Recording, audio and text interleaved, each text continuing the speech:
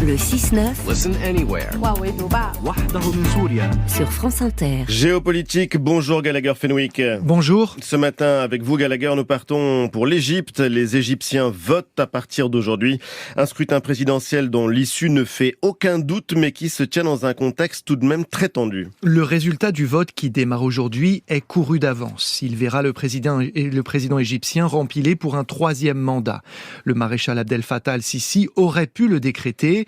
Comme bien des dirigeants autoritaires, il préfère passer par un simulacre de démocratie. Quelques opposants triés sur le volet et au final un score stalinien. En 2018, il a été réélu avec 97% des suffrages exprimés. Seul inconnu cette fois-ci, le taux de participation. En 2018, il n'avait été que de 40%. Pendant les 3 jours que dure le vote, des moyens sont mis en œuvre pour amener le plus d'électeurs possible aux urnes. En réalité, la population est bien plus préoccupée par la guerre à Gaza que par l'élection. En cela, l'affrontement entre Israël et le Hamas est une aubaine pour le dirigeant égyptien. Et pourquoi dites-vous cela, Gallagher ?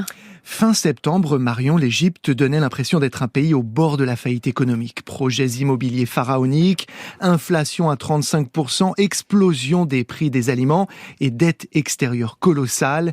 Les finances du pays étaient au plus mal. Mais la guerre à Gaza a permis au Caire de faire son grand retour sur la scène internationale.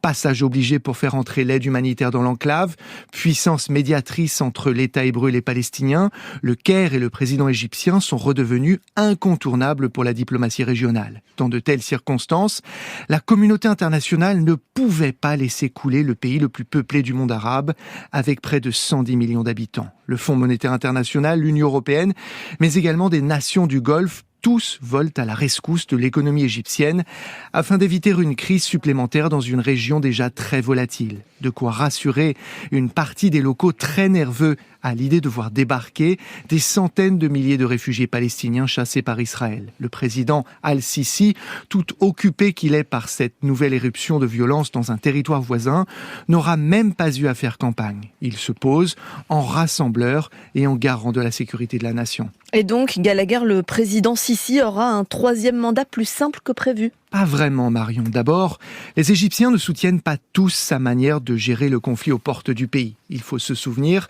qu'à l'heure actuelle, la frontière nord de l'Égypte offre le seul échappatoire possible pour les Gazaouis qui veulent fuir. C'est là que se trouve le fameux point de passage de Rafah.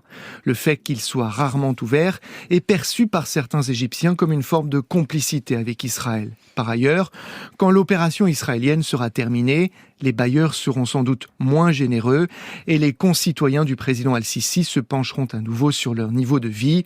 C'est alors que les vrais ennuis pourraient commencer pour celui qui est au pouvoir depuis près d'une décennie, 10 années, durant lesquelles le pays s'est considérablement appauvri. Géopolitique, merci Gallagher Fenwick.